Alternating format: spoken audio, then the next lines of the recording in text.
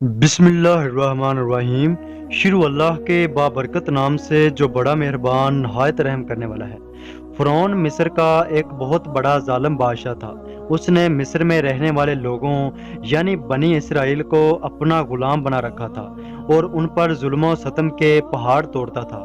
فرعون نہایت ہی تکبر کرنے والا انسان تھا اور لوگوں سے کہتا کہ میری اطاعت کرو یعنی مجھے خدا مانا کرو، لیکن کوئی اتنی ہمت والا انسان نہیں تھا جو فرعون سے مقابلہ کر سکے۔ لہذا اللہ نے فرعون کو ختم کرنے کا ارادہ فرمایا تو بنی اسرائیل میں اس وقت حضرت موسیٰ علیہ السلام کی پیدائش ہو گئی۔ جب موسیٰ کی پیدائش ہوئی تو ان دنوں فرعون نے اپنے سپاہیوں کو یہ حکم دیا کہ بنی اسرائیل میں جو بھی لڑکا پیدا ہو اس لڑکے کو قتل کر دیا جائے۔ لہذا اس مصیبت کے وقت حضرت موسیٰ علیہ السلام کی والدہ نے مجبوراً آپ کو ایک صندوق میں رکھ کر دریائے نیل میں چھوڑ دیا۔ دریا سے نکلنے والی نہر فرعون کے محل کے نیچے بہتی تھی۔ اللہ کے حکم سے یہ صندوق دریائے نیل سے بہتے ہوئے اس نہر میں چلا گیا۔ اس وقت نہر کے کنارے فرعون کی بیوی آسیہ بنت مزاحم بیٹھی لطف و اندوز ہو رہی تھی۔ آسیہ ایک حسین اور رحم دل خاتون تھی اور وہ کسی بیماری کی وجہ سے شدید تکلیف میں بھی تھی۔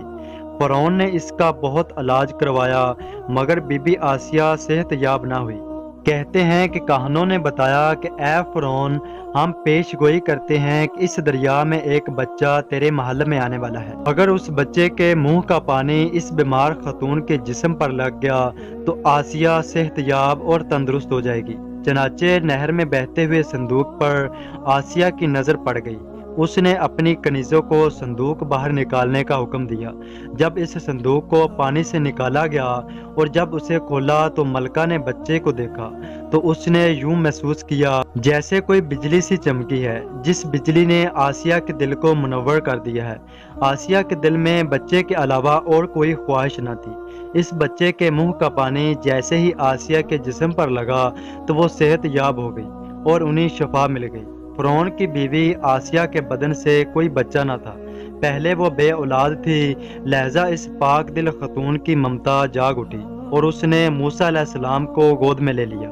اس طرح اللہ تبارک و تعالیٰ کے نظام سے موسیٰ علیہ السلام کی پرورش اسی فرعون کے محل میں ہوئی جس کے ہاتھوں سے فرعون نے ہلاک ہونا تھا۔ دراصل لفظ فرعون اس دور میں مصر کے بادشاہ کا لقب ہوا کرتا تھا۔ موسیٰ علیہ السلام کے قصے کے سلسلے میں دو فرعونیوں کو ذکر آیا ہے، ایک وہ جس کے زمانے میں آپ پیدا ہوئے اور جس کے گھر میں آپ پروان چڑھے، اور دوسرا وہ فرعون جس کے پاس آپ ایمان کی اور بنی اسرائیل کی آزادی کا مطالبہ لے کر گئے تھے اور جو سمندر میں غرق ہو گیا۔ لہذا بی بی آسیہ کا خاوند جس نے موسیٰ علیہ السلام کو اپنے محل میں رکھا، اس فرعون کا نام رامسس ثانی بتایا جاتا ہے۔ بی بی آسیہ ریان بن ولید کی پوتی تھی۔ ریان بن ولید وہی بادشاہ تھا جو یوسف علیہ السلام کے دور میں عزیز مصر تھا اور وہ حضرت یوسف علیہ السلام پر ایمان بھی لے آئے تھے۔ جب مصر پر تبتی خاندان کی حکومت آئی تو فرعون نے اپنی طاقت کے زور پر بی بی آسیہ سے شادی کر لی اور انہیں دھمکی دی کہ اگر انہوں نے شادی کرنے سے انکار کر دیا تو ان کے والدین کو قتل کر دیا جائے گا۔ لیکن شادی کے بعد بھی اللہ تبارک و تعالیٰ نے بی بی آسیہ کو فرعون کے شر سے محفوظ رکھا، اور مورخین نے لکھا ہے کہ اللہ تعالیٰ نے فرعون کو نامرد بنایا تھا، اور بعض میں یوں بھی لکھا ہے کہ فرعون کو ایسی بیماری تھی کہ طبیبوں نے اسے ساری عمر صحبت کرنے سے منع کیا تھا، لہذا فرعون کبھی بھی حضرت آسیہ کے قریب نہ جا سکا۔ یہ بھی اللہ تبارک و تعالیٰ کی رضا تھی کہ اللہ کو پسند نہ تھا کہ فرعون کا ناپاک جسم بی بی آسیہ کے قریب جائے۔ حضرت موسیٰ علیہ السلام کی پرورش فرعون کے محل میں کسی شاہی فرد یا شہزادے کی طرح ہوئی۔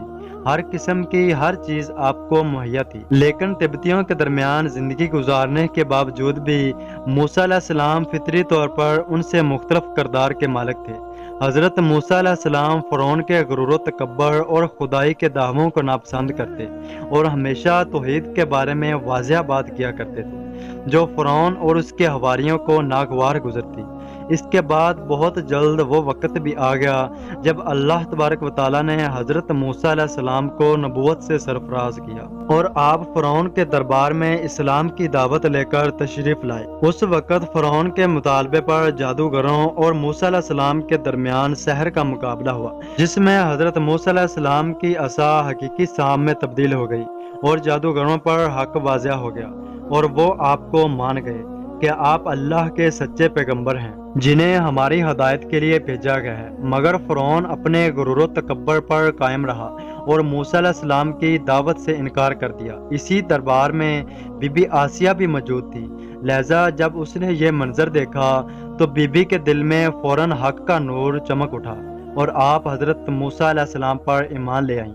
بی بی آسیہ مصر کی بادشاہ کی بیوی اور ملکہ تھی۔ آپ کے پاس دولت بے حساب تھی، مگر آپ نے غرور و تکبر کبھی نہیں کیا تھا، بلکہ بی بی آسیہ کا دل نرم اور رحم کرنے والا تھا۔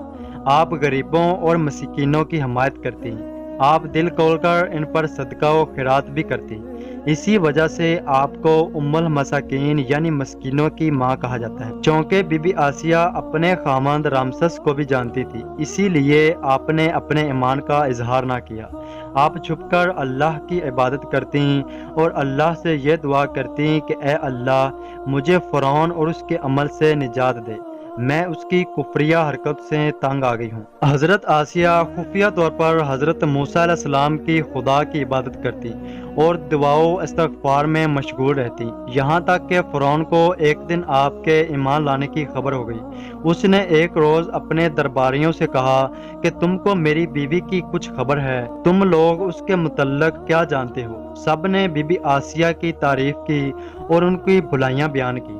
فرعون نے کہا کیا تم لوگوں کو معلوم نہیں کہ وہ میرے سوا کسی اور خدا کو مانتی ہے؟ لہذا فرعون نے حضرت آسیہ کو دربار میں بلایا اور ان سے پوچھا کہ تم کس کو اپنے معبود مانتی ہو؟ حضرت آسیہ نے بڑی دلیری اور جذبہ ایمان سے جواب دیا کہ میں موسیٰ کے رب پر ایمان رکھتی ہوں جو میرا، تیرا اور ہم سب کا خدا ہے۔ فرعون اس جواب پر غضبناک ہو گیا اور بہت جلد پورے شہر میں اس بات کو پھیلا دیا کہ فرعون کی بیوی نے فرعونی طور طریقے کو ٹھکراتے ہوئے موسیٰ کے دین پر ایمان لے آئی ہیں۔ پہلے تو فرعون نے بی بی آسیہ کو ڈرایا دھمکایا اور کہا کہ موسیٰ کے دین کو چھوڑ دے، لیکن جب اس نے حضرت آسیہ کی چٹان جیسے مضبوط ایمان اور جذبے کو دیکھا تو اس نے ظلم اور بربریت سے کام لینے کی ٹھان لی۔ فرعون نے اپنے اہلکاروں کو حکم دیا کہ آسیہ کو تپتے ہوئے ریگستان کی دھوپ میں لٹایا جائے، لہذا آپ کو شدید گرمی میں ریت کے تپتے میدان میں چھوڑ دیا گیا۔ فرعون اس جگہ جاتا اور بی بی آسیہ سے کہتا کہ اب بھی باز آ جاؤ، اگر تم نے میری بات مان لی تو محل کی شاہی زندگی اور آرام و رائش تیری منتظر ہیں۔ مگر حضرت آسیہ پر اس کم بخت کا کوئی اثر نہ ہوا، کیونکہ آپ کو جنت کے ان محلات پر ایمان تھا جو اللہ تبارک و تعالیٰ نے انہیں عطا کرنے کا وعدہ کیا تھا۔ جب فرعون نے بی بی آسیہ کی ثابت قدمی کو دیکھا تو اس نے آپ کو شہید کرنے کا فیصلہ کر لیا۔ اس نے اپنے سپاہیوں کو حکم دیا کہ بڑی سے بڑی چٹان کہیں سے بھی اٹھا لاؤ اور آسیہ کو زمین پر لٹا کر اس چٹان کو آسیہ پر گرا دو۔ لہذا جب یہ لوگ پتھر لے آئے اور حضرت آسیہ کو لٹایا گیا تو آپ نے آسمان کی طرف دیکھا تو پروردگار نے حجاب ہٹا دیے اور جنت میں جو محل ان کے لیے بنایا گیا تھا انہوں نے اپنی آنکھوں سے دیکھ لیا۔ آخر کار اس پتھر کو آپ پر گرایا گیا اور آپ کی روح پرواز کر گئی۔